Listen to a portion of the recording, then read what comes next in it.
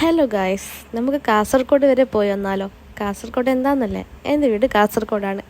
അങ്ങനെ കോഴിക്കോട് നിന്ന് കാസർഗോട്ടേക്ക് പോവുകയാണ്. ഞാൻ മാത്രമല്ല, കൂടെ എൻ്റെ ഹസ്ബൻഡും ഉണ്ട്. നല്ല വെയിലായിരുന്നു. ഏകദേശം 10 മണിക്ക് ശേഷമാണ് നമ്മൾ പുരയിൽ തന്നെ കീഞ്ഞത്.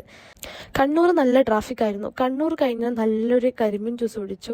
അത്യാവശ്യം നല്ല ടേസ്റ്റ് ആയിരുന്നു. ഞങ്ങൾ അധികം പോകുമ്പോഴും ഇവിടെ തന്നെയാണ് കരിമീൻ ജ്യൂസ് കുടിക്കാറ്. പിന്നെ കുറച്ച് സമയം ഞാൻ കിടത്തി തുടങ്ങിയപ്പോൾ ഏകദേശം ഒരു കാഞ്ഞങ്ങാട് എത്താറായിട്ടുണ്ടായിരുന്നു. പിന്നെ അവിടെ തന്നെ നല്ല ഉപ്പിലിട്ടത് വാങ്ങി.